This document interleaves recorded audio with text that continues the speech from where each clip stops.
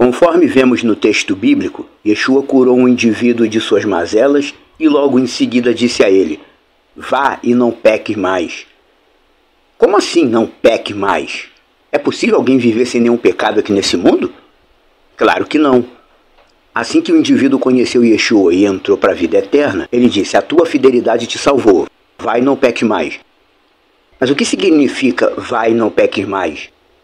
Por que Yeshua disse isso, se nenhum humano consegue viver no mundo sem pecar eventualmente? Yohanan, chamado apóstolo João, diz o que em suas cartas? Eu vos escrevo estas coisas para que vocês não pequem. Mas, porventura, se alguém pecar, temos um intercessor, Yeshua. A Bíblia diz: não há um único justo que só faça o bem e não peque. Por isso, quando Yeshua diz não peque mais, ele está se referindo ao que Paulo disse aos romanos: vocês estão debaixo da graça, por isso o pecado não terá domínio sobre vocês. Não peques mais quer dizer, não seja dominado pelo pecado. Vocês estão debaixo da graça, então vocês continuarão pecando eventualmente como todo ser humano. Mas o pecado não deverá ter domínio sobre vocês. Uma coisa é a gente pecar eventualmente. Outra, bem diferente, é você ser dominado pelo pecado. É diferente. O texto bíblico nos ensina que quando o justo peca, isso o entristece naturalmente. E ele lamenta essa condição diante de Deus, em oração. Já os filhos do mundo, os ímpios, os que são dominados pelo pecado, eles pecam e não sentem culpa nem tristeza. Eles não lamentam quando pecam. Pelo contrário, eles dizem: é normal, pecar é normal. Alguns até gostam de pecar. Alguns acham engraçado, fazem piada.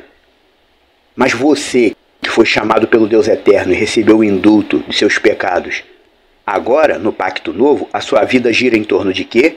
Da correção da alma. Primeiramente, nós os fiéis existimos diante de Deus, como fiéis, para corrigir a nossa alma. Nós devemos isso a Deus Eterno, porque Ele é bom. Ele nos escolheu antes da gente saber que Ele realmente existisse ou não. Antes de você ter um encontro com Yeshua, sua vida era só sua. A sua vida era ser empresário, viajar, ganhar dinheiro, ostentar, viver pelas madrugadas, pegando um monte de mulher, coisa desse tipo. Mas agora que você teve um encontro com Yeshua e você pertence a Ele, a sua vida é o quê? A sua vida é ir e não pecar mais. Como ele disse, você foi salvo pela fidelidade. A tua fidelidade te trouxe para a presença do Deus Criador. Fidelidade gera o quê? Gratidão e zelo. Você se sente tão grato por Ele ter te escolhido e ter te tirado da perdição, que é coisa que você não poderia fazer por sua própria força, que por isso você começa a ter a preocupação de agradar a Ele. Zelo é isso. E esse zelo, essa preocupação de agradar a Deus, automaticamente te leva a querer frear o seu lado mal. Você tenta uma vez, não consegue, 2 vezes não consegue, aí você vai orando, vai pedindo misericórdia, vai pedindo direção. E conforme vai passando o tempo e você vai agindo assim, você vai deixando de ser dominado pelo pecado. Gradativamente, o domínio do pecado sobre você diminui. Eu e você, como fiéis, como servo de Deus, a gente não para totalmente de pecar nessa vida. Mas a nossa meta deve ser diminuir a prática do pecado o máximo possível. Uns podem mais do que outros. Uns são mais fortes do que outros. Todo mundo peca em algum momento do dia.